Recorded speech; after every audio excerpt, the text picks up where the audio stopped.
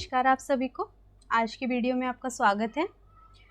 आज की वीडियो जो रहेगी वो बच्चे जो बोल रहे थे आप लोगों की चॉइस से ही रहेगी, जिसमें साइकेट्रिक के क्वेश्चन होंगे और जो इमरजेंसी नर्सिंग ट्रायज के क्वेश्चंस रहेंगे, वेंटिलेटर के क्वेश्चंस रहेंगे, प्लस और सब्जेक्ट के भी पीडियाट्रिक्स वगैरह के भी क्वेश्चंस इन्वॉल्व होंगे। तो आप क्लास के अंत तक बने रहिए। और NORCET mains aspirants plus NORCET 6-7 aspirants सबका स्वागत है। और अगर वीडियो पसंद आ रही है तो जैसे अभी तक आप बताते आ रहे हैं, फीडबैक देते आ रहे हैं, देते रहिए, मोटिवेशन मिलता है। और अगर जो है आपने चैनल सब्सक्राइब नहीं कर रखा तो आप सब्सक्राइब कर सकते हैं। और जो आपके जैसे नीडी लोग हैं जो इस बार नहीं दे रहे, अगली बार दे रहे होंगे एग्ज़ाम, उनको आप शेयर कर सकते हैं चैनल, उनकी अच्छी प्रैक्टिस के लिए। तो चलिए शुरुआत करते हैं। Question number 1. A client says to the nurse, the federal guards were sent to kill me. What is the best response by the nurse to this client's concern? एक क्लाइंट है, पेशेंट है, वो कह रहा है कि गार्ड मुझे मारने के लिए आ रहे हैं, तो कौन सा रिस्पॉन्स होगा? पहली बात तो ये स्टेटमेंट क्या इंडिकेट कर रही है? ये डिल्यूजन ऑफ परसिक्यूशन इंडिकेट कर रही है। डिल्यूजन ऑफ परसिक्यूशन का मतलब है कि आदमी हमेशा सस्पिशियस रहता है कि दूसरे लोग जो है वो उसको मारने के लिए बात कर रहे हैं, मारने की बात कर रहे हैं। तो ये सारी चीज़ें डिल्यूजन ऑफ परसिक्यूशन में प्रेजेंट होती है। डिल्यूजन्स क्या होते हैं? फॉल्स फिक्स्ड बिलीफ होते हैं। फॉल्स फिक्स्ड बिलीफ होते हैं जिनको कोई भी रैशनल दे लो आप, वो ठीक नहीं होते, ठीक है। और हेलुसिनेशंस क्या होते हैं? फॉल्स सेंसरी बिलीफ होते हैं, ठीक है। ये होते हैं फॉल्स सेंसरी बिलीफ कि कुछ रेंग रहा है, कुछ जो है शरीर पे चल रहा है, इस तरीके के जो है वो या फिर कोई आवाज़ मेरे कान में आ रही है, जहाँ पे सेंस ऑर्गन इन्वॉल्व होते हैं, वो होता है हेलुसिनेशन। उसके अलावा delusion of persecution, delusion of grandiosity, ये डिल्यूजन एक फॉल्स फिक्स्ड बिलीफ होते हैं जिनको आप कोई भी रैशनल दे लो वो ठीक नहीं होते हैं, ठीक है। और इल्यूजन क्या होता है? इल्यूजन होता है कि कुछ स्टिमुलस प्रेजेंट होता है जिसको कि गलत इंटरप्रेट किया जाता है। जैसे कि रस्सी पड़ी है और उसको क्या लग रहा है? ये सांप है। तो वहाँ पे कुछ चीज़ प्रेजेंट है, कुछ स्टिमुलस प्रेजेंट है, सिर्फ उसको इंटरप्रेट गलत किया जा रहा है, वो होता है इल्यूजन। और डिल्यूजन और हेलुसिनेशन में स्टिमुलस की एब्सेंस होती है, स्टिमुलस प्रेजेंट नहीं होता है। तो ये एक डिल्यूजन ऑफ परसिक्यूशन है कि मुझे मारना चाहते हैं, ठीक है। और इसके लिए नर्स का बेस्ट जो स्टेटमेंट है वो क्या रहेगा? Option A, I don't believe this is true. Option B, the guard are not out to kill you. C, do you feel afraid that people are trying to hurt you? D, what makes you think that guards were sent to hurt you? यहाँ पे patient के साथ, ऐसे लोगों के साथ क्या करना पड़ता है? एम्फेथाइज करना पड़ता है, कि एम्पैथी दिखानी पड़ती है कि हाँ तुम्हारे साथ ऐसा हो रहा है, तो क्या ऐसी चीज़ है कि तुम्हें क्या लग रहा है कि ये लोग तुम्हें क्यों मारने आ रहे हैं, या मतलब कैसा तुम फील कर रहे हो, तुम डर रहे हो या क्या है। तो यहाँ जो एम्पैथी वाली स्टेटमेंट है वो कौन सी स्टेटमेंट इंडिकेट कर रही है? I don't believe this is true. ये तो क्या है, उसको एंग्जाइटी को और बढ़ा देगी और ये पेशेंट को एग्रेशन की तरफ ले जाएगी। और ऐसे पेशेंट को आप बोलोगे ना ये सच नहीं है, वो मानते नहीं है, क्योंकि वो कोई भी लॉजिक दे दो आप उनको, वो अपने बिलीफ में इतने ज़्यादा फिक्स्ड होते हैं कि वो किसी भी लॉजिक से ठीक नहीं कर सकते। तो ये स्टेटमेंट नहीं होगी। The guards are not out to kill you, ये भी ठीक नहीं होगी, ठीक है।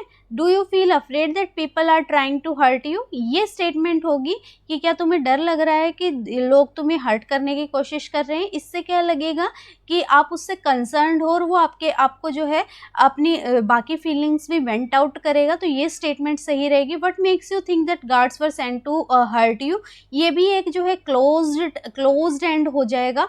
क्लोज नहीं करना है, हमेशा ओपन एंडेड रखना है।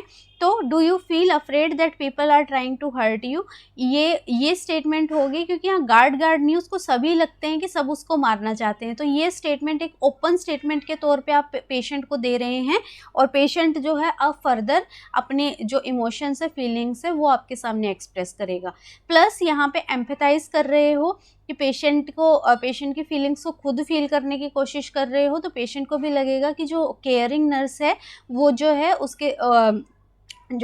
उसकी प्लान ऑफ केयर है उसमें अच्छे से शामिल है। तो C is the correct answer.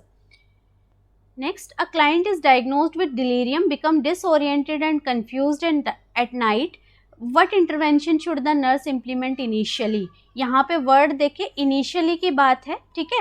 Delirium है, डिलीरियम में क्या हो जाता है, सडन जो है सडन ऑनसेट होता है डिलीरियम का, बल्कि डिमेंशिया के मुकाबले डिमेंशिया क्या होता है, ग्रेजुअल ऑनसेट होता है, ठीक है, ग्रेजुअल होता है, धीरे धीरे होता है क्या, डिमेंशिया. और अगर डिलीरियम की बात करें तो ये एक सडन ऑनसेट होता है जहाँ पे कन्फ्यूजन, डिसओरिएंटेशन, ये सारी चीज़ें प्रेजेंट होती हैं. तो इनिशियली इनमें से क्या करना है कि पेशेंट जो है रात को उठ रहा है तो डिसओरिएंटेड और कंफ्यूज्ड हो रहा है, ठीक है, तो कौन सा इंटरवेंशन करना है. Option A, move the client next to the nurse's station.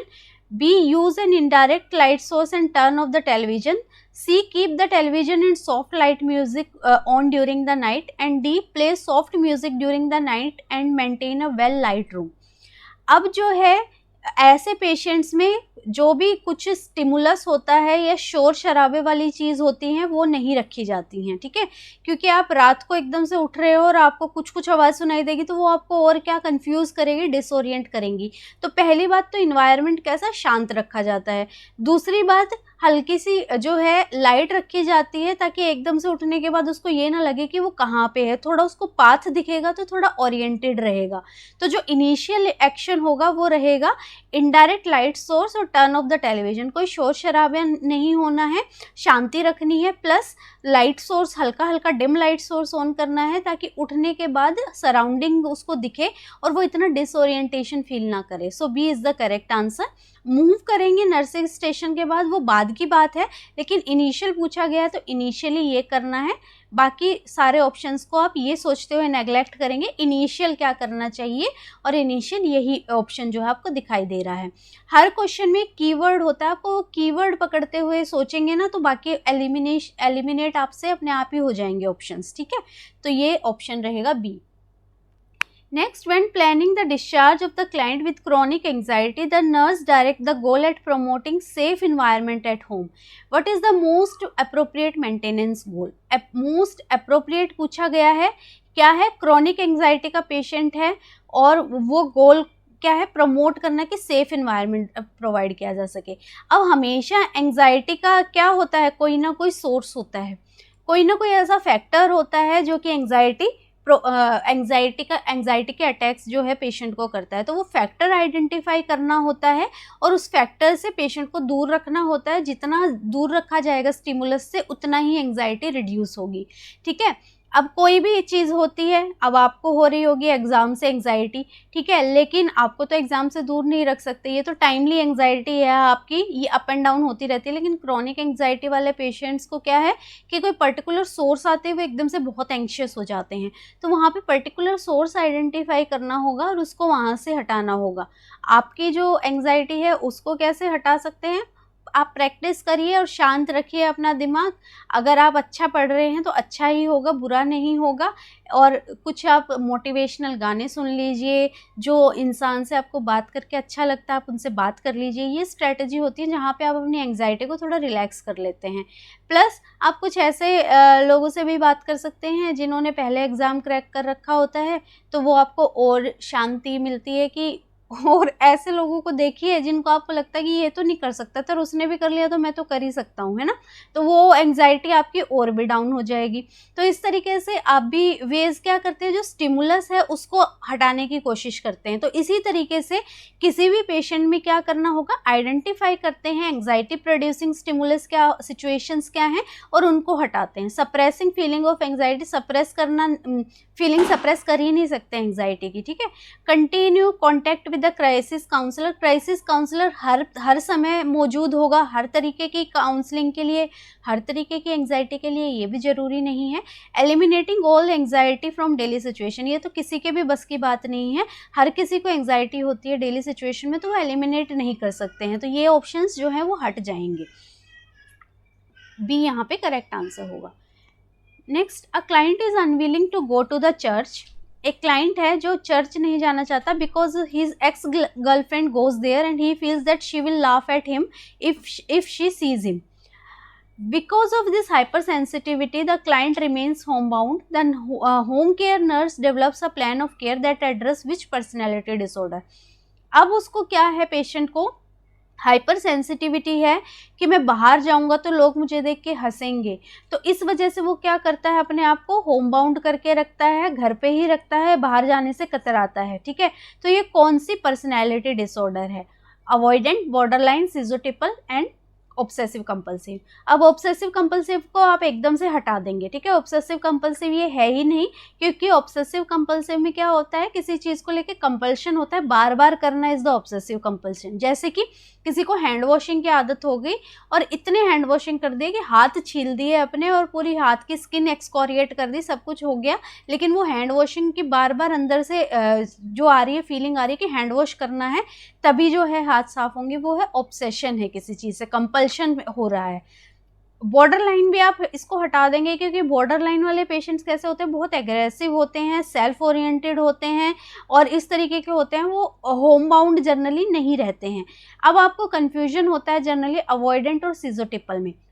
ये याद रखेंगे, अवॉइडेंट पर्सनैलिटी वाले लोग जानबूझ के अपने आप को होम बाउंड करते हैं, क्योंकि उनको ये लगता है कि दूसरे लोग उन पे हंसेंगे। सिजोटिपल वाले भी अपने आप को सोशली आइसोलेट करते हैं, लेकिन उनकी ये फीलिंग जो है अंदर से जनरेटेड होती है, वो कुछ सोच के ऐसा नहीं करते हैं, ठीक है।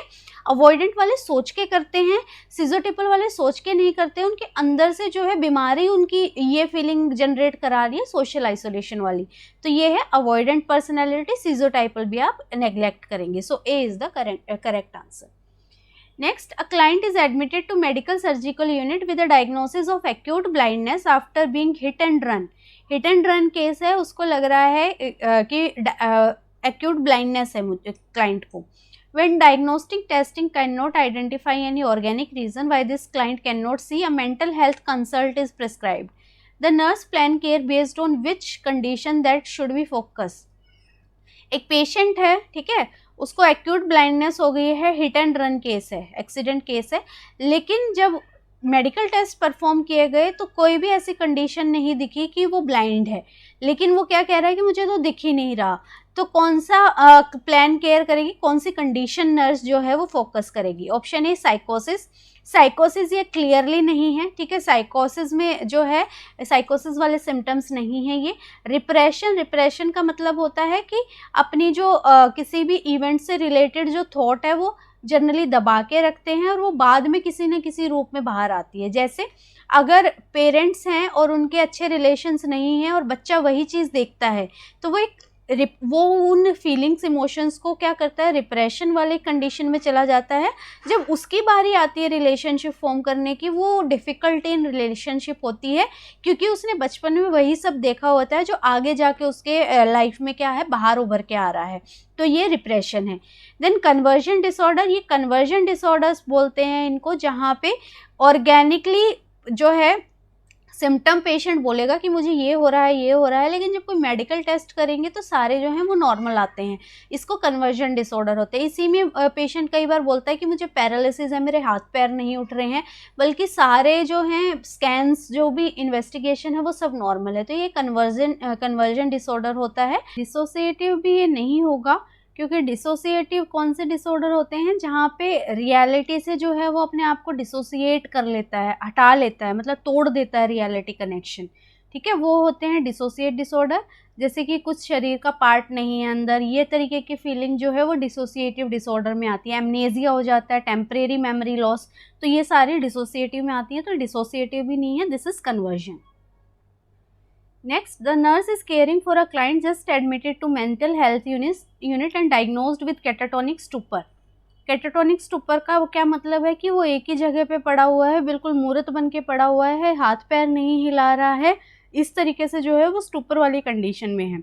The client is lying on the bed in a fetal position. What is the most appropriate nursing intervention? Fetal position में बेड पे जो है पेशेंट लेटा हुआ है, तो कौन सा इसमें मोस्ट अप्रोप्रिएट नर्सिंग इंटरवेंशन रहेगा? Option A, ask direct question to encourage talking. Direct question ये पेशेंट रिस्पॉन्ड ही नहीं करते हैं, ठीक है। Then leave the client alone so as to minimise the external stimuli. External stimuli client को अकेला नहीं छोड़ना है, ठीक है, तो ये वाला ऑप्शन नहीं रहेगा। Option C, Sit beside the client in silence with occasional open-ended question and talk the next set take the client in the day room with other clients so that they help watch them. They can help watch them.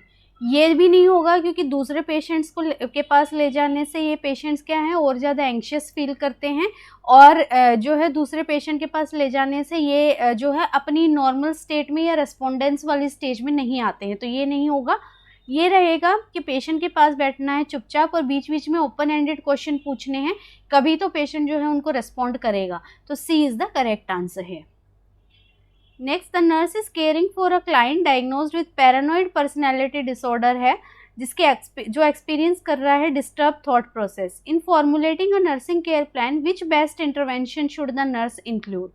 अब paranoid personality disorder, इनको क्या लगता है कि कोई जो दूसरे लोग हैं इनके बारे में इनको नुकसान पहुंचाना चाहते हैं और जो आसपास में लोग बात कर रहे हैं ना वो इनके अगेंस्ट कॉन्स्पिरेसी कर रहे हैं, कुछ ना कुछ जो है षड्यंत्र रच रहे हैं. ये वाली फीलिंग जो है पैरानॉइड पर्सनैलिटी डिसऑर्डर्स को होती है.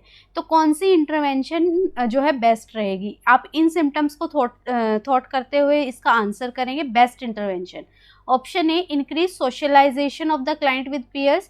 ये जनरली जो है सोशलाइजेशन करते नहीं है, इंक्रीज करने से और आप इनकी एंग्जाइटी बढ़ाएंगे.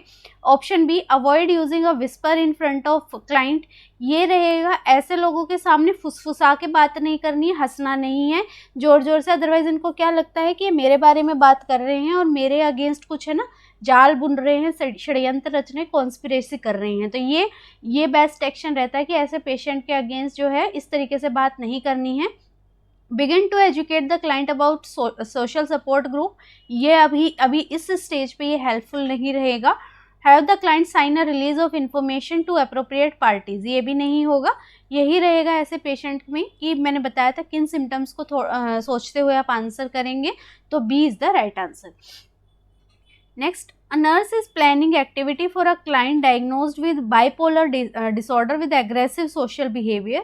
Which activity would be most appropriate for client? Aggressive social behavior है तो ऐसे पेशेंट्स को किसी भी competitive जो एक्टिविटी होती है उसमें नहीं डालते, क्योंकि अगर हारने लग जाएंगे या कंपटीशन वाली जो फीलिंग आएगी तो ये इनको और क्या करेगी, एग्रेसिव करेगी. तो किसी भी कंपिटिटिव एक्टिविटी में इनको नहीं डालते हैं. यहाँ पे आंसर करिए ये सोचते हुए. ठीक है. Option A chess, B writing, C ping pong, D basketball. ये भी कम्पिटिटिव एक फॉर्म है. पिंग पॉल एंड बास्केटबॉल में. राइटिंग एक ऐसी फॉर्म है जहाँ पे वो अपनी जो एनर्जी है, बाइपोलर है तो उसमें एक्सेसिव एनर्जी होगी तो वो अपनी एनर्जी को कंस्ट्रक्टिव वे में जो है वो यूज़ कर सकता है. ठीक है. तो राइटिंग रहेगा. प्लस यहाँ पे किसी से कंपटीशन वाली फीलिंग नहीं होगी तो एग्रेसिवनेस पेशेंट को नहीं होगी. So B is the correct answer. Next, a nurse is preparing to perform an assessment on the client with diagnosis of क्या है, bulimia nervosa है. Which assessment finding should the nurse expect to note? Select all that apply. Bulimia nervosa में क्या होता है कि patient खा तो लेता है लेकिन खा के क्या करता है, अपनी दो डिसऑर्डर होते हैं जो ईटिंग डिसऑर्डर है मेनली. क्या है, बुलिमिया एंड एनोरेक्सिया. एनोरेक्सिया में तो क्या है, बहुत स्ट्रिक्ट डाइट करता है पेशेंट, एक्सरसाइज करता है, खाता ही नहीं है डाइट, और इस तरीके से उसमें इलेक्ट्रोलाइट इम्बैलेंस प्रेजेंट होते हैं, वेट लॉस प्रेजेंट होता है, ये सारी चीज़ें प्रेजेंट होती हैं. प्लस ना खाने की वजह से बहुत ही इम्यूनो कॉम्प्रोमाइज्ड भी रहता है. ठीक है.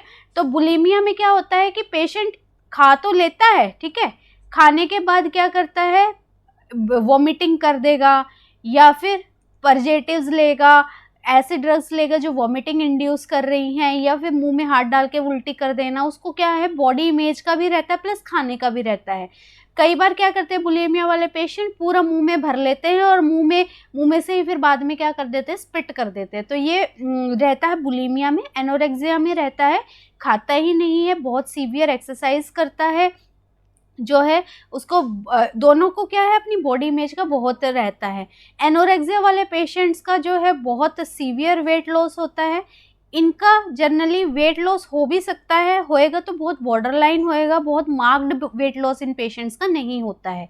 तो यहाँ बुलिमिया वाले पेशेंट्स का पूछा है कि क्या क्या होगा. Dental decay, moist oily skin, loss of tooth enamel, electrolyte imbalance and body weight well being ideal range. Dental decay होगा, डेंटल वाले सिम्टम्स आते हैं, मैंने क्या बताया, क्योंकि ये मुंह में भर के रखते हैं तो वो टूथ डिके वाली चीज़ें कॉज करता है, ठीक है। लॉस ऑफ टूथ इनेमल भी होगा, और जो एक्सेसिव उल्टी कर रहा है, नहीं ले रहा है खाना, जो उसको बाहर निकाल रहा है, तो ये सारी चीज़ों से क्या होगा, इलेक्ट्रोलाइट इम्बैलेंस भी होगा। मॉइस्ट स्किन नहीं होती है, ड्राई डिहाइड्रेटेड स्किन होती है। Body weight well below ideal range, बहुत ज़्यादा कम नहीं होता है, स्लाइटली बिलो हो सकता है, वेल बिलो नहीं होता है। और जनरली क्या है, वेट गेन वाले फॉर्म में ही ये पेशेंट रहते हैं। वेट लॉस अगर होता भी है तो वो बहुत कम होता है। यहाँ पे बिंज ईटिंग करते हैं कि एकदम से ठूस लिया, खा लिया सब कुछ, और उसके बाद क्या करना है, फिर वोमिटिंग करनी है, ठीक है। तो ये सिम्टम्स बुलीमिया में रहते हैं। Next, the nurse is caring for a female client who is admitted to the mental care unit for anorexia nervosa. Anorexia मैंने बताया था कि पेशेंट खाता ही नहीं है, बॉडी इमेज का बहुत रहता है, सीवियर एक्सरसाइज करता है, जिससे कि इलेक्ट्रोलाइट इम्बैलेंस लॉस भी इन पेशेंट्स में बहुत ज़्यादा होता है। तो एक पेशेंट है जिसको एनोरेक्सिया नर्वोसा है। The nurse enters the client room and notes that client is engaged in rigorous pushups. Nurse जा रही है उसके रूम में और देख रही है और बहुत ही ज़्यादा पुशअप करने में लगा हुआ है क्लाइंट। कौन सा नर्सिंग एक्शन जो है मोस्ट अप्रोप्रिएट रहेगा? Option A, interrupt the client and weigh her immediately.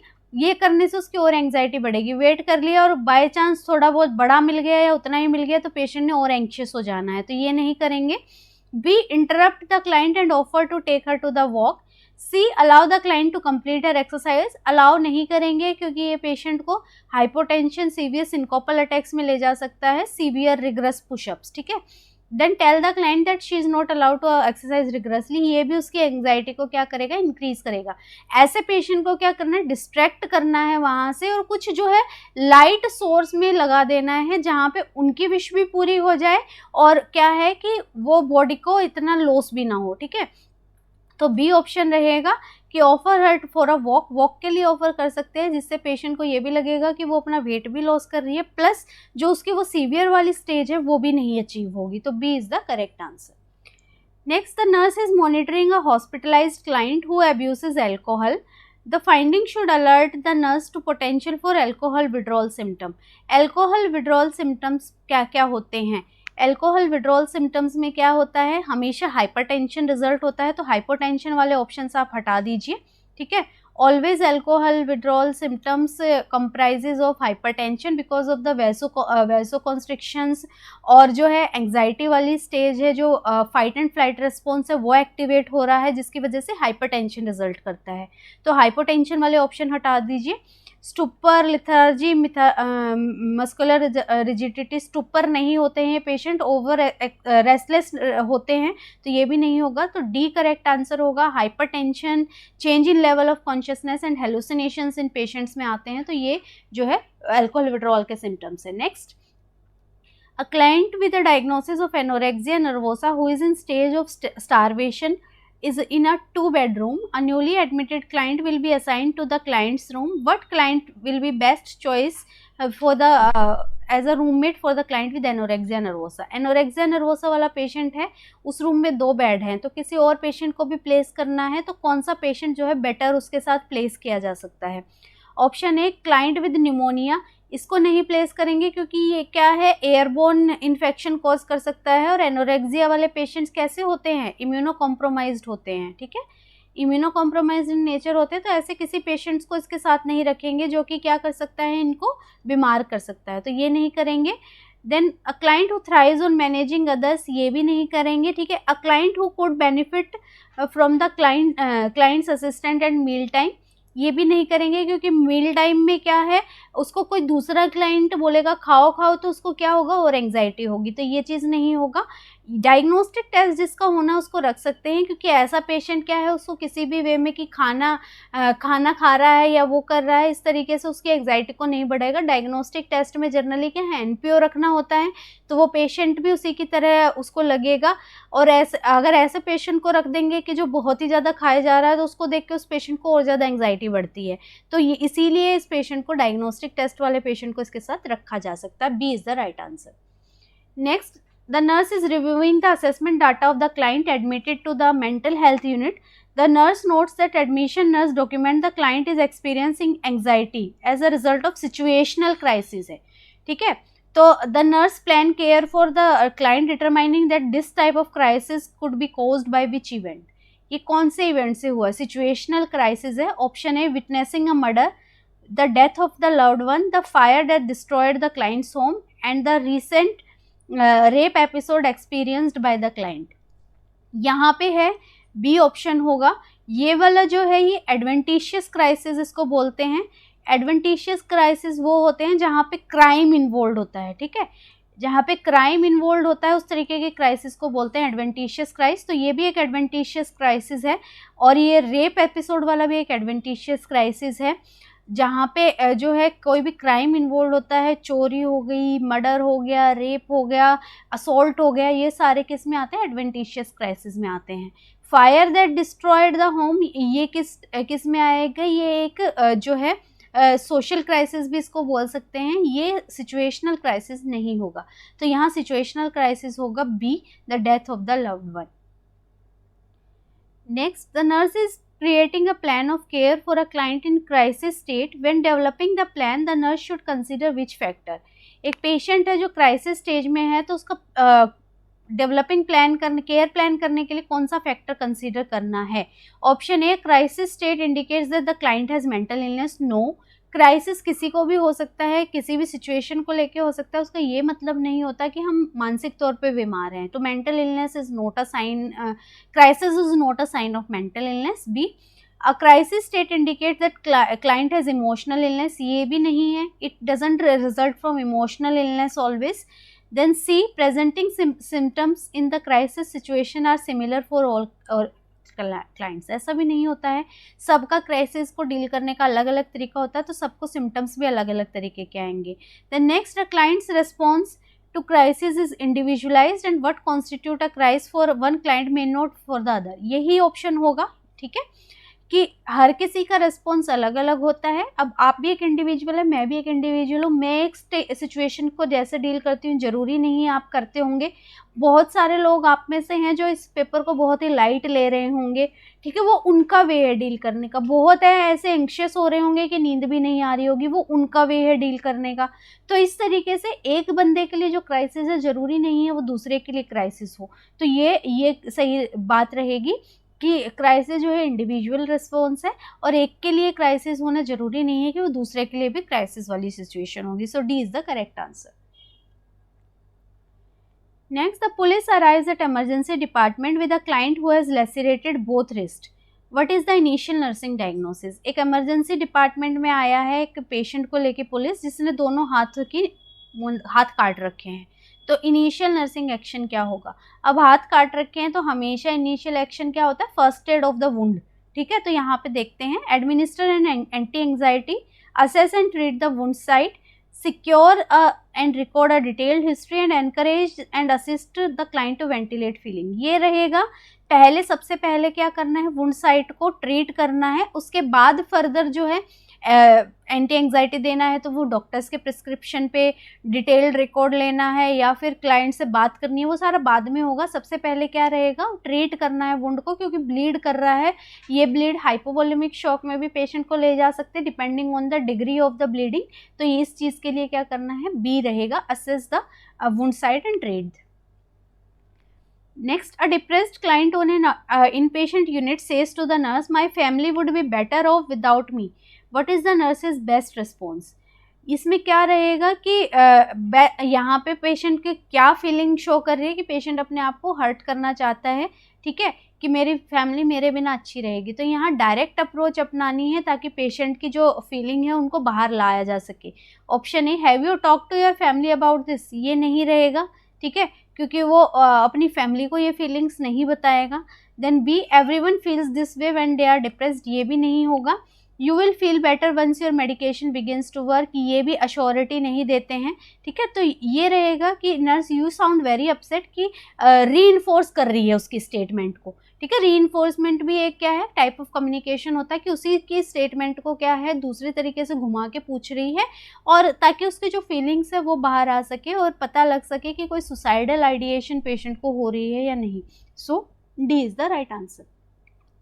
ये अभी मेंटल हेल्थ के क्वेश्चन चल रहे हैं, छोड़ के बिल्कुल नहीं जाइएगा, क्योंकि ये क्वेश्चन आपको बहुत डिलेमा में डालते हैं और ये आप अक्सर जो है बहुत सिंपल लगने वाली चीज़ें गलत करके आते हैं। तो ध्यान से रैशनल सुनते हुए किस तरीके के क्या सोच करते हुए हमें आंसर करना है, आप उस पर बने रहिएगा, ठीक है।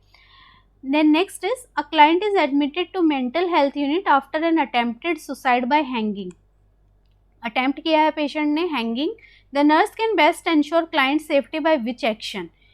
अब ये पेशेंट कैसा है, इसने एक बार सुसाइड अटेम्प्ट किया है, तो ऐसे पेशेंट एट रिस्क होते हैं कि वो दोबारा भी सुसाइडल टेंडेंसी उनकी होती है, दोबारा भी सुसाइड कर सकते हैं। तो ऐसे पेशेंट्स की सबसे पहले सेफ्टी ज़रूरी है। और सेफ्टी क्या होगी, जब हम 1-to-1 बेसिस पे उनके साथ जो है किसी को लगा देंगे कि उनकी जो है निगरानी करनी है, ठीक है। तो यहाँ पे रहेगा ऑप्शन है requesting that peer remain with the client at all time. Peer की जिम्मेवारी नहीं है कि वो वहीं पे बैठा रहेगा, वो इधर उधर भी चला गया और पेशेंट ने कुछ कर लिया तो अल्टीमेट रिस्पॉन्सिबिलिटी किसकी है, ऑन ड्यूटी स्टाफ की है, तो ये नहीं होगा। Removing the clients clothing and placed in a hospital gown, ये इस चीज़ को कोई इंश्योर नहीं करता है कि वो सुसाइड नहीं करेगा। Then C assigning to the client a staff member who will remain with the client at all time, ये रहेगा। Then admitting to the seclusion room where all potentially dangerous articles are removed. seclusion room का बाद की बात होती है, शुरू में उसको seclusion room में रखने से उसकी एंग्जाइटी को बढ़ा रहे हैं, उसको और ये फीलिंग करा रहे हैं डिप्रेशन वाली, तो seclusion room में नहीं रखेंगे। C is the correct option. seclusion room वो होता है जहाँ पे एक छोटा सा कमरा होता है और चारों तरफ से उनमें कोई ऐसा ऑब्जेक्ट नहीं होता जो पेशेंट को हार्म कर सके। गद्दे वगैरह लगे हुए होते हैं कि पेशेंट जो है दीवार में भी सर ना मारे, इस तरीके से वो चोट ना लगा ले, तो उसकी चोट से प्रिवेंट करने के लिए उसको सेक्लूजन रूम बोलते हैं, जहाँ पे पेशेंट को बंद कर दिया जाता है एक छोटे से रूम के अंदर, ठीक है। Next, a client's medication sheet consist prescription for sertraline, ये एक एंटी डिप्रेसेंट ड्रग है सर्ट्रेलिन, ठीक है। To ensure the safety of the medication how should the nurse administer this dose, ये जो है 24 घंटे में जो है एक बार दिया जाता है, वंस इन अ डे दिया जाता है। जनरली क्या बोलते हैं कि ऐसे ड्रग्स को एक पर्टिकुलर टाइम बांध लो और उसी टाइम पे लेना है। ये क्या दर्शाता है कि मेडिकेशन के जो छूटने की टेंडेंसी है कि नहीं खाया जाएगा या भूल जाएंगे, वो टेंडेंसी को कम करता है। बाकी इसका कोई ऐसे रॉकेट साइंस वाला रीज़न नहीं है कि क्यों इसको पर्टिकुलर टाइम पे दिया जाता है। ले आप कभी भी सकते हैं, लेकिन पेशेंट को जो है बताना होता है कि एक पर्टिकुलर टाइम दिन का आप उसी टाइम फिक्स टाइम पे लेंगे, ताकि उसको याद रहे कि रोज़ वो जो चीज़ कर रहा है वो करनी है उसको, ये ड्रग्स जो है छोड़ने वाले नहीं हैं। और जो सर्टेलिन होता है इसका एक्शन जो है लगभग 3 से 4 हफ्ते हो जाते हैं, तब इसका एक्शन आना स्टार्ट होता है। तो ये भी चीज़ जो है बतानी होती है रिलेटिव्स को। तो यहाँ पे कैसे डोज देना है, एम्प्टी स्टमक नहीं देंगे क्योंकि ये गैस्ट्रिक इरिटेबिलिटी कॉज कर सकता है। At the same time each evening evenly spaced around the clock as needed when the client complaint of depression. As needed drug नहीं होता है, लेना ही होता है डेली। इवनली स्पेस्ड का मतलब नहीं है दिन में एक ही बार देना है, ये है at the same time each evening. Evening का भी ऐसा कुछ नहीं है, लेकिन ये थोड़ा सा क्या करता है, डिजीनेस कॉज करता है, इसीलिए इवनिंग में लेने के लिए बोलते हैं कि लेके पेशेंट सो जाए, तो इसीलिए at the same time each evening is the correct answer. Next, the nurse is administering risperidone to the client who is scheduled to be discharged. Before discharge, which instruction should the nurse provide to the client? Risperidone is also an anti जो psychotic drug है, और ये क्या करता है, इससे रिस्पेरिडोन से होता है ऑर्थोस्टैटिक हाइपोटेंशन। ऑर्थोस्टैटिक हाइपोटेंशन के चलते जो रिस्पेरिडोन पे पेशेंट है उनको बोलते हैं कि स्लोली जो है उठना है while changing the position. So D is the correct answer. Sunlight avoid करने के लिए बोलते हैं क्योंकि एक्सट्रीमली ये जो है हीट सेंसिटिव हो जाते हैं रिस्पेरिडोन से, तो सनलाइट अवॉइड करने के लिए बोलते हैं। ड्राइविंग के लिए भी अवॉइड बोलते हैं क्योंकि डिजीनेस कॉज करता है। Avoid food rich in potassium, ऐसी कोई इसकी इंडिकेशन नहीं है कि पोटेशियम के साथ इनको लेना है। So D is the correct answer. Next, a client is scheduled for discharge and will be taking phenobarbital for an extended period. The nurse would place highest priority on which point that directly relates to client safety. अब phenobarbital ले रहा है तो कौन सी चीज़ पे जो है वो इंडिकेट करेगा क्लाइंट्स की safety. Option A, take the medication only with meals, ऐसा कुछ नहीं है, phenobarbital आप विद और विदाउट मील ले सकते हैं। Take the medication at the same time each day, phenobarbital के केस में ये भी नहीं है, ठीक है। ये जनरली हम एंटीसाइकोटिक या एंटी डिप्रेसेंट जो बहुत ही क्या बोलते हैं, बहुत ही ज़्यादा सेंसिटिव मेडिकेशन है, उनके केस में ऐसा बोल देते हैं कि उसकी एक कंटिन्यूटी मेंटेन करने के लिए, यहाँ पे ये इम्पॉर्टेंट नहीं है। Then use a dose container, मतलब इम्पॉर्टेंट है ईच टाइम, लेकिन उससे भी ज़्यादा इम्पॉर्टेंट ऑप्शन हमें हाईएस्ट प्रायोरिटी वाला देखना है, ठीक है। ये हम बोलते हैं पेशेंट को, लेकिन हाईएस्ट प्रायोरिटी पूछा गया है क्वेश्चन में, इसलिए हम इसको अवॉइड कर रहे हैं यहाँ पे। ये ऑप्शन रहेगा ड्रिंकिंग एल्कोहल, क्योंकि एल्कोहल जो है इसके इफेक्ट को बहुत रिड्यूस कर देती है, तो फिनोबार्बिटॉल लेते हुए एल्कोहल का कंजप्शन नहीं करना है। So D is the correct answer. A client taking lithium reports vomiting, abdominal pain, diarrhoea, blood vision. जो लिथियम का लेवल है 2.5 है, ये क्या लेवल शो कर रहा है, टॉक्सिक लेवल शो कर रहा है, क्योंकि नॉर्मल कितना होता है 1.6 से 1.2 मिली इक्विवेलेंट पर लीटर है थेरेप्यूटिक रेंज, और ये इससे बहुत ही ज़्यादा शो कर रहा है। So this is lithium toxicity A. Next, a client who has been taking buspirone for 1 month returns to the clinic for follow up assessment. The nurse determines that medication is effective if absence of which manifestation has occurred. अब ये क्या है, anti anxiety drug है, तो ये anti anxiety drug है तो anxiety को ही रिड्यूस करेगा, तभी हम मानेंगे कि क्या है, इसकी इफेक्टिवनेस आई है। So B is the correct answer. Rapid heart rate और जो एंजाइटी हो रही थी उसको अगर रिड्यूस कर रहा है तो इसकी इफेक्टिवनेस जो है वो आ रही है, तो B is the right answer. Next, a hospitalized client has begun taking bupropion as an antidepressant agent. The nurse determines that which is the adverse effect indicating that the client is taking excessive amount of medication. यहाँ पे जो है बिप्रिपियोन दे रहे हैं as anti depressant agent, तो कौन सा adverse effect जो है वो हो सकता है। जो पीछे था वो था buspirone which is an anti anxiety drug, यहाँ पे है bupropion which is an anti depressant, ठीक है, ये है एंटी डिप्रेसेंट। तो इसकी क्या साइड इफेक्ट होता है बिप्रिपियोन का। बिप्रिपियोन जो है सीजर एक्टिविटी कॉज कर सकता है। डेली लिमिट अगर 450 mg पर डे से ज़्यादा एक्सीड कर जाती है तो this drug can cause seizure activity, तो इसलिए बहुत केयरफुली एडमिनिस्टर करना होता है और डोसेज जो है कैलकुलेट करके एडमिनिस्टर करना होता है। कॉन्स्टिपेशन, इंक्रीज्ड वेट जो है ये इसके साइड इफेक्ट हो सकते हैं, लेकिन सबसे एडवर्स साइड इफेक्ट पूछा गया है तो वो सीजर रहेगा। So B is the right answer. Then next, the nurse assesses a client with bipolar affective disorder, mania है, कौन से symptom require the nurse immediate action। immediate action, immediate word देख लीजिए, ठीक है, immediate action की ज़रूरत है। ऑप्शन है incessant talking and sexual innuendos, grandiose delusion and poor concentration, outlandish behavior and inappropriate dress and non-stop physical activity and poor nutritional intake। आप patient में सारी चीज़ें प्रेजेंट होती हैं, ठीक है, डिल्यूजन ऑफ ग्रैंडियोसिटी भी होता है, कंसंट्रेशन भी पुअर होती है, रेस्टलेस होता है, जो है इधर उधर दौड़ता रहता है, बिहेवियर भी जो है बहुत जो आउटलैश रहता है, तो ये सारी चीज़ें होती हैं। लेकिन इमीडिएट एक्शन की ज़रूरत क्या है कि जब वो नॉन स्टॉप फिजिकल एक्टिविटी कर रहा है और न्यूट्रिशनल इंटेक पुअर है, वो उसको क्या कर सकता है, बहुत ही सीवियर हाइपोटेंशन वगैरह वाली कंडीशन में रिजल्ट कर सकता है।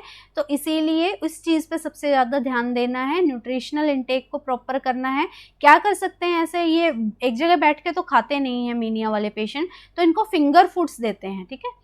फिंगर फूड्स कैसे होते हैं कि हाथ में पकड़ा दिया और घूमते घूमते पेशेंट्स ने खा लिया, तो इस तरीके से फिंगर फूड। और नॉन स्टॉप फिजिकल एक्टिविटी को रोकने के लिए हम क्या कर सकते हैं, कोई और ऐसी एक्टिविटी में लगा सकते हैं जो कि कंस्ट्रक्टिव इन नेचर हो और जिसमें इतना ज़्यादा फिजिकल वर्क भी ना हो, जैसे राइटिंग हो गया, ठीक है, ये स्विमिंग हो गया, इस तरीके से जो जहाँ पे कंस्ट्रक्टिव वे में पेशेंट की एनर्जी को चैनलाइज किया जा सके, उन तरीके की एक्टिविटी में पेशेंट को लगाएंगे। So D is the right answer. Next, the nurse is caring for a client who was involuntarily hospitalized to a medical health unit and scheduled for ECT। ECT होना है पेशेंट का। The nurse notes that informed consent has not obtained for the procedure। Based on this information, कौन सा best action रहेगा determining in planning the care. अभी ECT होना है और अभी तक कंसेंट नहीं लिया गया है, तो कौन सा बेस्ट एक्शन रहेगा? Option A, informed consent does not need to be obtained. Informed consent लेना है because it is in type of invasive procedure. B, informed consent should be taken from the family. यहाँ पे कहीं पे भी statement में ये मेंशन नहीं किया गया है कि पेशेंट को डिक्लेयर किया गया है कि वो किसी तरीके की इन्फॉर्म्ड कंसेंट नहीं दे सकता है। इन्फॉर्म्ड कंसेंट देने के लिए, ना देने के लिए जो है डिक्लेरेशन होना चाहिए कि जो शो कर रही है कि पेशेंट उस हालत में नहीं है। यहाँ पे इनवॉलेंटरली बेशक से एडमिशन है, लेकिन वो डिक्लेरेशन कहीं पे भी नहीं है, तो फैमिली से कंसेंट नहीं लेंगे। यहाँ पे क्लाइंट से ही कंसेंट लेंगे, कारण मैंने बता दिया क्यों। So C is the right answer. Next, the client presents to the emergency department with upper gastrointestinal bleeding and in moderate distress. In planning care, what is the priority nursing action? कभी भी जब bleeding हो रही है तो priority nursing action क्या रहेगा? Vitals check करने हैं, ये देखते हुए कि सीवियरिटी कितनी है, हाइपोटेंशन तो नहीं हो रहा है, टैकीकार्डिया में तो पेशेंट नहीं जा रहा है, तो वो सारी चीज़ें वाइटल असेस करते हुए आगे की केयर को क्या करना है? ऑर्गेनाइज करना है। कंप्लीट एब्डोमिनल असेसमेंट करेंगे, लेकिन पहले सबसे पहले वाइटल्स होगा, इसीलिए सबसे ये प्रायोरिटी पूछा गया है, ठीक है। प्रायोरिटी वर्ड को आप ध्यान में रखते हुए करेंगे। इंसर्शन ऑफ नेजोगैस्ट्रिक ट्यूब अगर प्रिस्क्राइब्ड है तो बाद में। थोरो इन्वेस्टिगेशन ये भी हम बाद में करेंगे, सबसे पहले वाइटल साइंस असेस करेंगे। So A is the right answer. Next, the nurse is performing an assessment on the client with dementia है। Which piece of data gathered during the assessment indicate a manifestation associated with dementia. Dementia में क्या होता है? Loss of memory हो जाती है, disorientation हो जाता है। तो यहाँ पे क्या जो है इंडिकेट कर रहा है? मैनिफेस्टेशन जो डिमेंशिया में होता है। Use of confabulation, improvement in sleeping, improvement नहीं होता है, ये लोग सो नहीं पाते हैं जनरली, ठीक है। Absence of sundown syndrome, then presence of personal hygienic care, personal hygienic care ये जनरली नहीं कर पाते हैं। एब्सेंस ऑफ सनडाउन सिंड्रोम भी नहीं होगा। सनडाउन सिंड्रोम का मतलब होता है कि जब सूर्य अस्त होने वाला होता है, जब शाम होने वाली होती है, तो पेशेंट्स को जो ये सिम्टम्स हैं, डिसओरिएंटेशन, कंफ्यूजन, ये सिम्टम्स बढ़ने लगते हैं। तो इन पेशेंट्स में ऐसा होता है डिमेंशिया वाले में। तो एब्सेंस बोला गया है, तो इसलिए ये भी नहीं होगा। यूज़ ऑफ कन्फेबुलेशन होगा। कन्फेबुलेशन का मतलब है कि जो मेमोरी के गैप है वो अपने आप उनको भरने की कोशिश करेगा, ठीक है। कुछ पेशेंट बोल रहा है, बीच की चीज़ याद नहीं आ रही है, तो कुछ और सोच जो है उसमें डालने की कोशिश करेगा। तो जो गैप्स हैं मेमोरी के, वो उनको जो है आर्टिफिशियल तरीके से भरने की कोशिश करता है, जिसको बोलते हैं कन्फेबुलेशन। तो ऐसे पेशेंट जिनको मेमोरी लॉस जनरली डिमेंशिया में होता है, तो वो अपने उस गैप को कुछ कुछ बोल के भरते हैं, तो उसको कन्फेबुलेशन बोलते हैं। तो इसीलिए ये चीज़ प्रेजेंट होती है। A. Next, levothyroxine is prescribed for a client diagnosed with hypothyroidism. Upon review of the client record, the nurse note that client is taking warfarin. Client warfarin ले रहा है, कौन सी modification to the plan of care जो है वो करनी है? Patient को अभी क्या बोला है? लेवोथायरोक्सिन लेने के लिए। लेवोथायरोक्सिन क्या करता है? जो जो विटामिन के वाले क्लॉटिंग फैक्टर्स होते हैं उसको डिसइंटीग्रेट करता है। इस तरीके से जो ब्लीडिंग टेंडेंसी है उसको और इंक्रीज कर देगा, वारफरिन के इफेक्ट को और ज़्यादा बढ़ा देगा। समझ गए बात? जो विटामिन के रिलेटेड क्लॉटिंग फैक्टर हैं उनको ज़्यादा डिसइंटीग्रेट करता है। इस तरीके से वारफेरिन भी क्या कर रहा है? एंटीकोएगुलेंट है, तो ये उसके एक्शन को क्या कर देगा? बढ़ा देगा। इसीलिए क्या करना होगा? वारफेरिन के डोज को कम करना होगा लियोथायरोक्सिन लेते हुए, इस चीज़ को सोचते हुए, ठीक है। So C is the right answer. Next, in conducting a primary survey on a trauma patient which of the following is considered of the primary element जो है वो रहेगा। ट्रॉमा पेशेंट है तो सबसे प्रायोरिटी, ठीक है, प्रायोरिटी क्या रहेगा? न्यूरोलॉजिकल असेसमेंट करके देखना है कि कितना जो है वो नर्वस सिस्टम इन्वॉल्व हुआ है इंजरी में। एलर्जी की हिस्ट्री आप बाद में भी ले सकते हैं, लेनी है लेकिन बाद में। इनिशिएशन ऑफ पल्स ऑक्सीमेट्री ये भी आप बाद में कर सकते हैं। Complete set of vital science ये भी सबसे पहले ट्रॉमा वाले पेशेंट में न्यूरोलॉजिकल असेसमेंट रहता है, फॉलोड बाय वाइटल साइंस, और उसके बाद बाकी सब कुछ। तो ए जो है वो राइट आंसर रहेगा। Next, a 65-year-old patient arrived at triage area with complaint of diaphoresis, dizziness, left chest pain. The patient should be prioritized in which category? Tries की बात है तो सबसे पहले क्या होता है? रेड होता है, जिसको हम क्या बोलते हैं? बहुत ही एमरजेंट कंडीशन होती है कि इमरजेंसी वाली बात है, ठीक है। उसके बाद होता है येलो। येलो ऑब्जर्वेशन की कंडीशन है कि पेशेंट को कुछ देर के लिए हम जो है ट्रीटमेंट करके ऑब्जर्व करते होते हैं, लेकिन रेड के बाद सबसे पहले इन लोगों को क्या करना होता है, इन लोगों को संभालना होता है, ठीक है। उसके बाद ग्रीन कलर होता है कि ग्रीन को हम थोड़ा बहुत मैनेज कर सकते हैं और उनको येलो के बाद हम प्रायोरिटी देते हैं। और उसके बाद ब्लैक होता है, ब्लैक का मतलब है डेड पर्सन इन उसमें अगर ट्राइएज कर रहे हैं हम किसी इमरजेंसी सिचुएशन में। वाइट भी कलर होता है, वाइट का मतलब होता है मिनिमल इंजरी है और उसको जो है फर्दर किसी ट्रीटमेंट की ज़रूरत नहीं है। तो यहाँ पे पेशेंट आया है और उसको diaphoresis, dizziness, left side chest pain है। चेस्ट पेन हमेशा प्रायोरिटी कंसीडर करते हैं क्योंकि चेस्ट पेन बहुत ही गंदा प्रोग्नोसिस रिजल्ट कर सकता है। तो ये कौन सी कंडीशन होगी, एमरजेंट कंडीशन होगी, रेड वाली कैटेगरी में पेशेंट को डालेंगे। So C is the right answer. Next, a client receive 20 units of Humulin N. Humulin N, पहले तो ये पता होना चाहिए किस तरीके की एन वाला कंपोनेंट है, तो ये किस तरीके की है, इंटरमीडिएट एक्टिंग है। अगर यहाँ आर होता है ह्यूमिलिन आर, तो वो कैसी होती, रेगुलर होती। इंटरमीडिएट एक्टिंग वाली इंसुलिन अपना असर जो है बाद में दिखाना शुरू करती है। कब दिखाती हैं, 6 से 14 घंटे में ये पीक पे होती हैं, तो उस टाइम पे इनका असर ज़्यादा आता है। तो 8 बजे दिया गया है, तो कौन से टाइम पे नर्स जो है हाइपोग्लाइसीमिक रिएक्शन ऑब्जर्व करेगी। अब इस टाइम में कौन सा ऑप्शन फॉल कर रहा है, सी फॉल कर रहा है कि जो है 17 यानी कि 17 ओ क्लॉक पे यानी कि 5 बजे के करीब जो है वो क्या होगा, उसको हाइपोग्लाइसीमिक रिएक्शन के लिए मॉनिटर करेगी पेशेंट को। So C is the right answer. Next, in caring for a victim of sexual assault, which task is most appropriate for the licensed practice nurse? अब एक सेक्शुअल असॉल्ट का patient आया है तो कौन सा टास्क अप्रोप्रिएट है। Option A, provide emotional support and supportive communication. B, assess immediate emotional state and physical injury. C, ensure that chain of custody is maintained and D, collect hair sample, saliva and scrap beneath the fingernails। ये nursing responsibility नहीं है, इसको हटा देंगे। Chain of custody maintain करना है, लेकिन यहाँ पे क्वेश्चन में मोस्ट अप्रोप्रिएट पूछा गया है तो इसको भी हटाएंगे, ठीक है। प्रोवाइड इमोशनल सपोर्ट ये रहेगा, पेशेंट को सपोर्ट प्रोवाइड करना है क्योंकि नर्सिस के लिए सबसे प्रायोरिटी क्या रहेगी, पेशेंट रहेगी। पेशेंट को इमोशनल सपोर्ट और सपोर्टिव इन्वायरमेंट देंगे तभी जो है आगे की फर्दर केयर में वो हमारे साथ क्या करेगा, पेशेंट सहयोग करेगा और उस तरीके से हम आगे की केयर प्लान कर सकते हैं, ठीक है। असेस इमोशनल स्टेट ये बाद में करते हैं, लेकिन सबसे पहले एक इमोशनल स्टेट एम्पैथाइज करना है पेशेंट को, तो ए राइट आंसर रहेगा।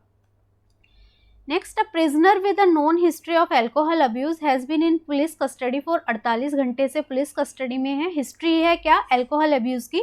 Initially the anxiety, sweating and tremors were noted, now disorientation, hallucination and hyper activity are observed.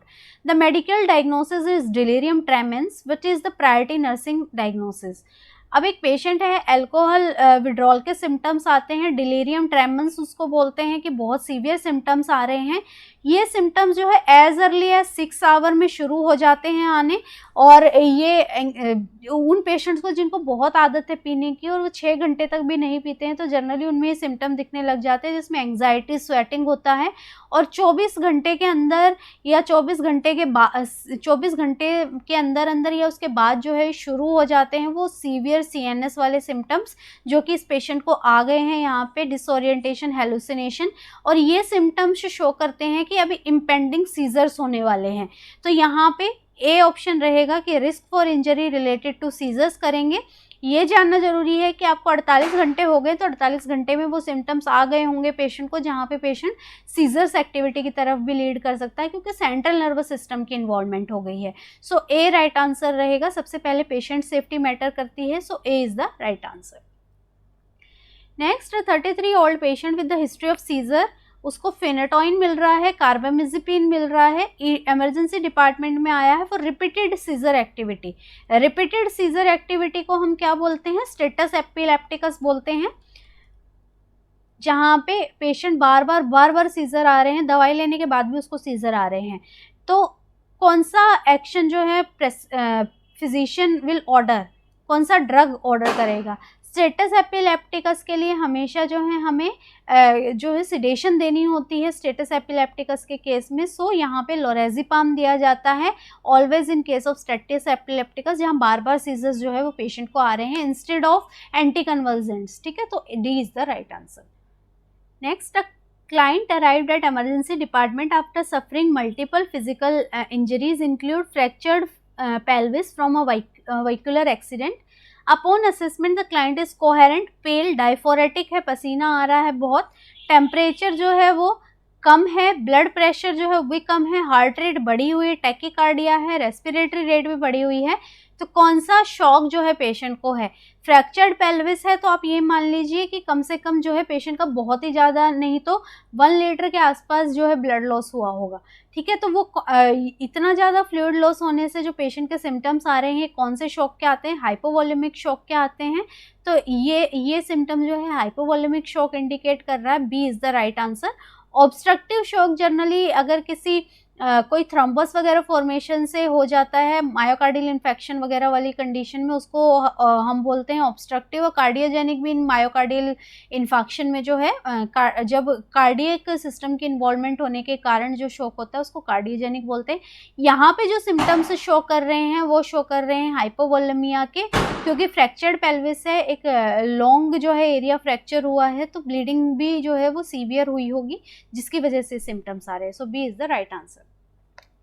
Next, a 15-year-old male client was sent to emergency unit following a small laceration on the forehead.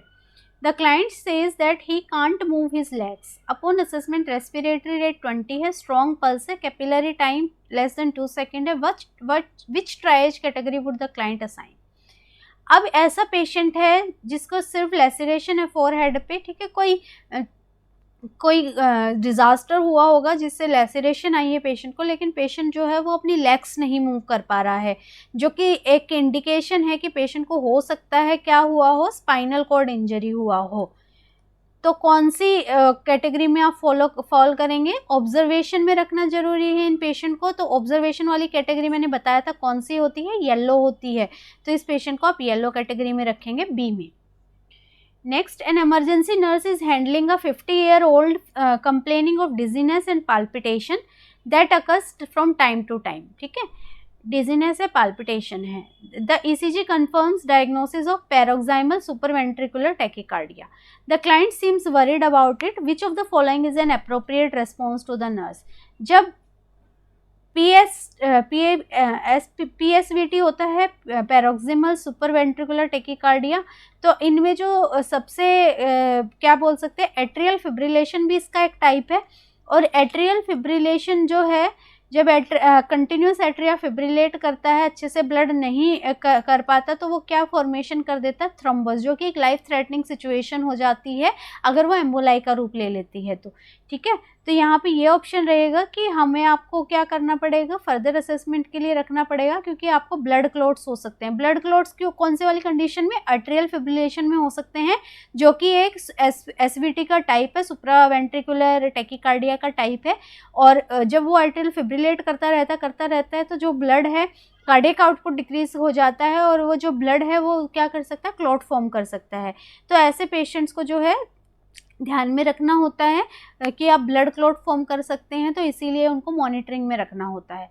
ये discharge करना नहीं होता है क्योंकि anxiety का sign नहीं है, ठीक है। Physician will prescribe blood thinning to lessen the episodes of palpitations, ये असेसमेंट के बाद की बात है, ठीक है। You have to stay here for few hours to rule out myocardial infection, ये भी नहीं अभी पूछा गया। एप्रोप्रिएट रेस्पॉन्स क्या होगा, तो उसको बताना है कि आपको क्लॉट हो सकते हैं, इसलिए आपको रखा जा रहा है यहाँ ऑब्जर्वेशन में। So C is the right answer. Next, a client was brought to emergency department due to abdominal trauma caused by motorbike accident. During the assessment, the client complains of epigastric pain और back pain की complaint कर रहा है। तो कौन सी चीज़ इसमें से true है रिगार्डिंग पेनक्रियाटिक इंजरी?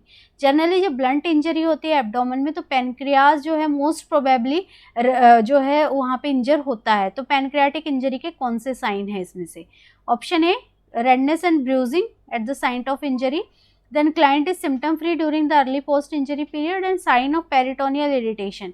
ये सारे के सारे जो हैं पेनक्रियाटिक इंजरी के साइन होते हैं कि जो रेडनेस हो जाती है, ब्रूजिंग हो जाती है, स्पेशली जो हमारे पेनक्रियाटिक वाले रीजन में, और क्लाइंट में जो है पेरिटोनियल इरिटेशन प्रेजेंट होती है। शुरू में सिम्टम नहीं होते, लेकिन जैसे जैसे जो है पेनक्रियाटिक ज़्यादा इन्वॉल्वमेंट होने लग जाती है, पेनक्रियाटाइटिस होने लग जाता है और पेरिटोनाइटिस होने लग जाता है, तो ये सिम्टम्स जो है एग्रावेट करते रहते हैं। तो ये सारे ही जो हैं पेनक्रियाटिक इंजरी के साइन है। D. Next, a 20-year-old male client was brought to emergency department with a gunshot wound to the chest. In obtaining a history of the incident to determine possible injury, the nurse should ask which of the following. Option A, how long ago did the incident occur? Option B, what was the initial first aid done? C, where did the incident happen? And D, what direction did the bullet enter in the body. ये question पूछेंगे कि किधर से bullet जो है body में entry की थी, टू डिटरमाइन। वैसे डिटरमाइन करना बहुत मुश्किल होता है कि अंदर जाके बुलेट किस डायरेक्शन में एंटर की होगी, लेकिन एक रफ आइडिया मिल जाता है कि कौन से इंजर ऑर्गन्स जो हैं वो इंजर किए होंगे इसने। So D is the right answer to know about the direction.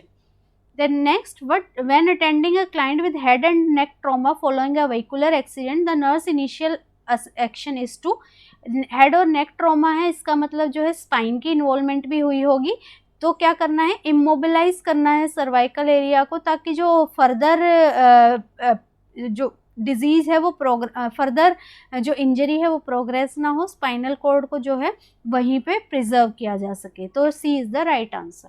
Next, which mode of mechanical ventilation allows the patient to initiate and control their own breaths, ये बोन नहीं है, ओन है, between the ventricular delivered breaths. अब ये कह रहा है कि ऐसा कौन सा मोड होता है वेंटिलेटर का जहाँ पे पेशेंट जो है बीच बीच में अपनी ब्रेथ भी लेता रहता है, और वेंटिलेटर जो है वेंटिलेटर कुछ ब्रेथ देगा, उसके बाद वेंटिलेटर रुक जाएगा, पेशेंट जो है सेल्फ एफर्ट लेगा ब्रेथ लेने का। ठीक है, ये जनरली वीनिंग, जब वेंटिलेटर से पेशेंट को हटाने वाले होते हैं, वीनिंग ऑफ करने वाले होते हैं, तब ये मोड सेट किया जाता है देखने के लिए कि पेशेंट के रेस्पिरेटरी एफर्ट हैं वो कितने हैं।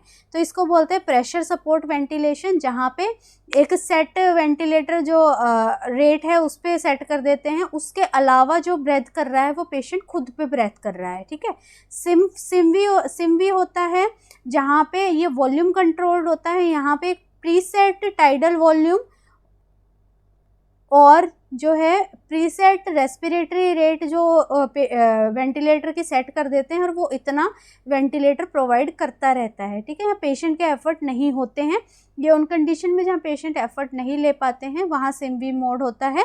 और असिस्टेड कंट्रोल वेंटिलेशन में भी जो है ये नहीं होता इस तरीके से। सीपैप होता है, सीपैप जनरली जो है लो इंटेंसिटी जो है ऑक्सीजन सप्लाई करता है, और जनरली नाइट में पेशेंट्स को जो नाइट एपनिक एपिसोड्स होते हैं उनको रिलीव करने के लिए होता है। So this is pressure support. Next, what is the parameter that is controlled in volume controlled ventilation. जो वॉल्यूम कंट्रोल वेंटिलेशन है, मैंने बताया आपको कि प्रीसेट टाइडल वॉल्यूम होता है जहाँ पे उसको फिक्स कर देते हैं, और ब्रेथ भी फिक्स कर देते हैं, रेस्पिरेटरी रेट, और वो उतना जो है वो देता रहता है। So A is the correct answer. Next, which action is essential when caring for a client with a high pressure alarm और वेंटिलेटर। अगर पेशेंट वेंटिलेटर पे है और हाई प्रेशर अलार्म आ रहा है तो क्या करना है। हाई प्रेशर अलार्म जनरली आता है या तो जब सिक्रीशंस पेशेंट की बहुत भर गई होती हैं, या ट्यूबिंग्स में कहीं पे किंकिंग हो रखी होती है, मुड़ वगैरह गई होती हैं, तो यहाँ पे या तो सक्शनिंग करनी होती है या ट्यूबिंग्स की किंकिंग को असेस करना होता है। तो ये सी राइट आंसर रहेगा कि किंक या ऑब्स्ट्रक्शन तो नहीं है, उसको असेस करना है। सिडेशन वगैरह और कुछ नहीं करना होता है। प्रेशर अलार्म जनरली इन्हीं कंडीशन के कारण आते हैं, तो इन कंडीशंस को मॉनिटर करना है। Next, which of the following complication is associated with mechanical ventilation. जब पेशेंट मैकेनिकल वेंटिलेशन पे होता है तो जीआई हेमरेज होने के चांसेस होते हैं, क्योंकि because of stress ulcers. Mechanical ventilation एक क्या है, स्ट्रेस वाली कंडीशन है, स्ट्रेस अल्सर्स कोज होते हैं इसमें। पेशेंट को स्ट्रेस अल्सर्स जब रप्चर करते हैं तो जीआई ब्लीडिंग में रिजल्ट करते हैं। तो जब लॉन्ग टर्म मैकेनिकल वेंटिलेशन के पेशेंट हैं उनको जीआई ब्लीड हो सकती है because of stress ulcers. A is the right answer.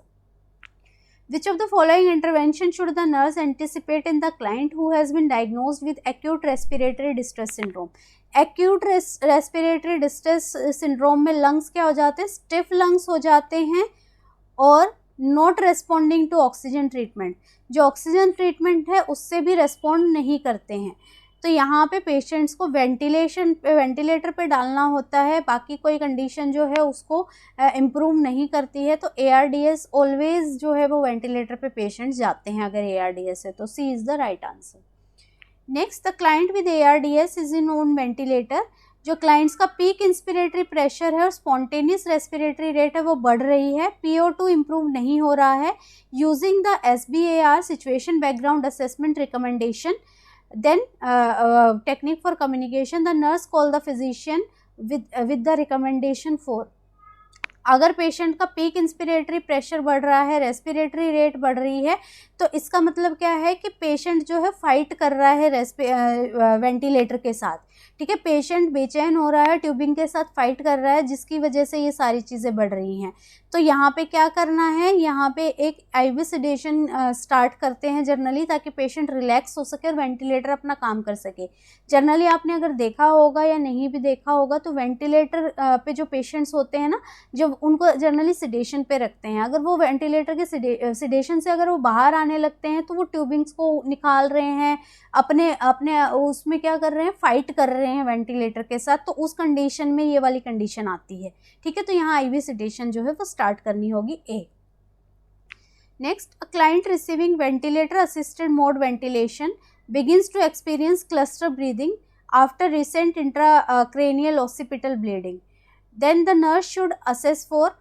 अगर क्लस्टर ब्लीडिंग का मतलब है कि बीच में क्लस्टर ब्रीदिंग का मतलब है कि बीच में ब्रीद कर रहा है, फिर एपनियोटिक एपिसोड हो रहे हैं, सीज हो रही है ब्रीदिंग, तो इंट्राक्रेनियल ऑसिपिटल ब्लीडिंग है जिसमें ऐसा नहीं होता है। ये जनरली जो है पोन्स या फिर मेड्यूला वाले रीजन में जब अगर ब्लीडिंग होती है तो ऐसा होता है। तो इंट्राक्रेनियल ऑसिपिटल ब्लीडिंग है और कहीं और के ब्लीडिंग के साइन आ रहे हैं तो उनको असेस करना होता है और नोटिफाई करेंगे फिजिशियन को कि ब्रीदिंग पैटर्न जो है वो चेंज हो रहा है, क्योंकि ये इंडिकेट कर रहा है कि ऑसिपिटल रीजन की ब्लीडिंग के साथ साथ जो है ब्लीडिंग किसी और एरिया में भी हो रहा है जो कि क्लस्टर ब्रीदिंग के लिए रिस्पॉन्सिबल होते हैं। So B is the right answer.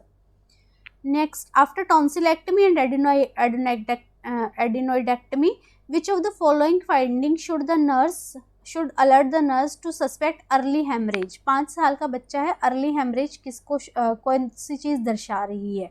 Option A, drooling of bright red secretion, pulse rate 95, vomiting, dark brown emesis and D blood pressure इतना। ये एक नॉर्मल ब्लड प्रेशर है 5 साल के बच्चे के लिए। पल्स रेट भी जो है वो नॉर्मल है इस एज के बच्चे के लिए।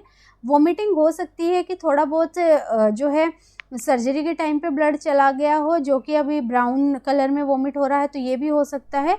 तो क्या सबसे फाइंडिंग रहेगी? ये रहेगा ड्रूलिंग। ये सारे ऑप्शंस नहीं होंगे, ये नॉर्मल फाइंडिंग है इसकी इन सर्जरी के बाद। तो अगर ब्राइट रेड सिक्रीशन ड्रूल कर रहा है इसका मतलब हेमरेज है और इमीडिएटली इस चीज़ को एड्रेस करना होगा। A is the right answer. Next, the nurse is teaching the parent of pre school about the possibility of post operative haemorrhage. कब हो सकती है maximum? The nurse should explain the risk is greatest at which of the following time, कि greatest risk किस time पे होता है। तो ये 7 से 10 दिन आफ्टर सर्जरी जो है ग्रेटेस्ट रिस्क होता है कि postpartum haemorrhage, post operative haemorrhage हो सकती है। तो इस टाइम पे सबसे ज़्यादा असेस करने की ज़रूरत होती है। C is the right answer. Next, 12-year-old with asthma want to exercise, which of the following activity should the nurse suggest to improve her breathing? Asthma है तो ऐसी कोई एक्टिविटी नहीं करेंगे जहाँ धूल मिट्टी इन्वॉल्व होगी, क्योंकि वो और क्या करेगी, पहले से ही उसको ब्रोंकियल नैरोइंग है और ज़्यादा धूल मिट्टी जाके उसको और इरिटेट करेगी, अस्थमेटिक अटैक को और ज़्यादा प्रोवोक करेगी।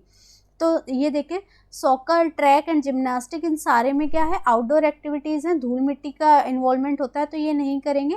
स्विमिंग हम अलाउ कर देते हैं क्योंकि यहाँ पूरा मस्कुलर कोऑर्डिनेशन होता है, ब्रीदिंग को भी इम्प्रूव करने में हेल्प करता है। So swimming is the recommended activity B। Next, an 11-year-old is admitted with asthma attack, which of the following indicate immediate intervention is needed. Immediate intervention, ठीक है। थिन कोपियस सिक्रीशन, ये तो expected finding है, ऐसा होना चाहिए, ये नहीं होता। प्रोडक्टिव कफ तो इनमें होता ही है। रेस्पिरेटरी रेट, ये नॉर्मल चीज़ है। इंटरकोस्टल रिट्रैक्शंस अगर हो रही हैं तो ये इमीडिएटली जो है इन्फॉर्म करनी होंगी, C. Next, a 12-year-old client with asthma is receiving IV hydrocortisone, ampicillin and theophylline. The client vomit after breakfast and lunch and is very irritable. Heart rate जो है वो बढ़ी हुई है, तो nurse should तो इसका मतलब क्या है कि किसी ड्रग से क्या है, एलर्जी हुई है। ये जनरली ये वाली रिएक्शन वोमिटिंग, टैकीकार्डिया, इरिटेबिलिटी, ये होती है थियोफाइलिन से। तो यहाँ पे होल्ड करते हैं थियोफाइलिन और इन्फॉर्म करते हैं हेल्थ केयर प्रोवाइडर को वोमिटिंग के बारे में। स्मॉल क्लियर लिक्विड देने से इसमें कुछ नहीं होगा क्योंकि ये डिहाइड्रेशन वाली कंडीशन नहीं है। Inform the primary health care provider that the child is having allergic reaction to ampicillin. अगर एम्पिसिलिन या किसी भी एंटीबायोटिक से एलर्जी होती है तो प्रूराइटिस, इचिंग, हाइव्स, ये सारी चीज़ें प्रेजेंट होती हैं। ये नहीं है यहाँ पे। Administer oxygen to decrease the heart rate, ये भी नहीं होगा क्योंकि ये एक ड्रग की एलर्जी है, तो ड्रग को रोकना होगा। So C is the right answer. When developing a teaching plan for a mother of asthmatic child, considering measures to reduce allergic triggers, which of the following suggestions should the nurse include? Option A, keep the humidity in home between 50 to 60%, have the child sleep in bottom bunk bed, have a scented room and vacuum the carpet once or twice. Carpet को जो है, carpet cleaning उन घरों में नहीं suggest करते हैं जहाँ पे इन बच्चों को अस्थमेटिक अटैक होता है। कहीं बाहर जाके कारपेट क्लीनिंग के सजेशन देते हैं, तो ये नहीं होगा। कोई सेंटेड चीज़ भी नहीं यूज़ करते हैं क्योंकि अस्थमेटिक अटैक को बढ़ा देती है ये। बॉटम बंक बेड पे क्या है, बॉटम पे नहीं रखते हैं। जनरली पेशेंट को क्या है, घबराहट होकर, एंग्जाइटी उस तरीके की फील होके अस्थमेटिक अटैक और बढ़ सकता है। ह्यूमिड करना होता है रूम को, ह्यूमिडिटी मेंटेन करनी होती है ताकि जो एयर है वो मॉइस्ट होके जाए और जो हमारे म्यूकोजा है उसको इरिटेट ना करे। So A is the right answer. A client school age child with cystic fibrosis asked the nurse which sport she can become involved in as she become older. Which of the following activity would be appropriate? ये भी बच्चे cystic fibrosis, इनमें क्या होता है, जो mucus होता है वो बहुत ही थिक हो जाता है और जो इनकी ब्रोंकियल लाइनिंग है उसको भी नैरोइंग कर देता है, ब्रोंकियल स्पेस को। तो इन बच्चों में भी वो नहीं करना होता है कि धूल मिट्टी वाली चीज़ों को अवॉइड करते हैं, बाहर वाली आउटडोर एक्टिविटीज़ नहीं करने की सलाह देते हैं। तो ये तीनों जो है इस सोच को रखते हुए एक्सक्लूड कर देंगे। तो swimming is the best activity for these children. Next, which of the following child is at most risk for sudden infant death syndrome? Sudden infant death syndrome generally 1 year से नीचे के बच्चों को होता है और सबसे ज़्यादा होता है अंडर 3 months ऑफ एज। ये बच्चे जो है SIDS के मोस्ट कॉमन होते हैं। तो इन बच्चों को ज़्यादा ध्यान रखना होता है कि जो है बार बार असेस करना होता है, पोजीशनिंग मेंटेन करनी होती है ताकि SIDS ना कॉज हो। So A is the right answer. When performing CPR, which of the following indicate that external chest compression are effective? अगर CPR दे रहे हैं, क्या थी, पल्सेबिलिटी नहीं थी इसलिए CPR दे रहे थे, तो पल्स का आ जाना क्या शो करेगा कि CPR जो है वो इफेक्टिव हुआ है। तो C राइट रहेगा। Then the client with acute mania has admitted to the inpatient unit. The nurse approaches the client with medication to be taken orally. The client states, I don't need that stuff. But response by the nurse is best. अब यहाँ पे patient मना कर रहा है कि मैं दवाई नहीं लूँगा। Option A, you can't refuse to take this medication, ये तो क्या हो गया, धमकी हो गई, ये नहीं देनी है, ठीक है। If you don't take it orally I will give you a shot, ये भी एक तरीके का थ्रेट है, तो ये भी नहीं होगा। C, this medication will help you feel calmer, ये होगा कि वो पेशेंट को उसका रैशनल बता दे कि आपको जो है इससे आराम मिलेगा, हो सकता है पेशेंट समझ जाए। I will get you some written information, written information patient इतना वो नहीं होता कि वो रिटर्न इन्फॉर्मेशन पढ़ के उस पर भरोसा करे, या इतना ज़्यादा बैठता भी नहीं एक जगह कि वो रिटर्न इन्फॉर्मेशन पढ़ ले। तो सी राइट आंसर रहेगा। Next, the client is laughing and telling jokes to the group of clients, suddenly the client is crying and again talking about death. A moment later again client is laughing and joking, the nurse should, पहले हंस रहा है, फिर बीच में रो रहा है, फिर हंस रहा है, तो नर्स को क्या करना है? Option A, call the psychiatrist, psychiatrist को कॉल करना है। B, place the client in seclusion. C, ignore the client's behaviour and D ask the client to come to quiet area to talk the nurse individually. इसके लिए बोलेंगे कि आप individual talk कीजिए ताकि जो उसकी प्रॉब्लम है पेशेंट वो वेंट आउट कर सके। So D is the right answer. Next, the client with mania is skipping up and down the hallway practically running into another activity. The nurse should include which of the following activity in plan of care? इसमें से कौन सी activity जो है वो care plan में करेगी? ऐसे patients को कंस्ट्रक्टिव एक्टिविटी में लगाते हैं, क्लीनिंग, राइटिंग, रीडिंग, इस तरीके से। तो यहाँ पे रहेगा क्लीनिंग मोस्टली रहता है क्योंकि इस तरीके से उनकी एनर्जी भी चैनलाइज हो रही है। रीडिंग भी रहता है लेकिन रीडिंग में ये क्या रीडिंग नहीं करते हैं ये पेशेंट इतना, सॉरी नॉट रीडिंग, राइटिंग कर सकते हैं, रीडिंग नहीं करते हैं क्योंकि इतना पेशेंस नहीं होता है कि एक चीज़ को पढ़ें और उसको समझ सकें, तो इसलिए ये एक्टिविटी नहीं होती है। ग्रुप एक्टिविटी में भी ये नहीं इन्वॉल्व होते हैं। टीवी एक जगह बैठ के नहीं देख सकते हैं, न्यूज़पेपर नहीं पढ़ सकते हैं, तो क्लीनिंग वगैरह वाले टास्क में इसको इन्वॉल्व करना है। Next, client is diagnosed with bipolar disorder, ask the nurse why it is necessary to have a serum level drawn every 3 to 4 months। The nurse response what should be the based on which of the following.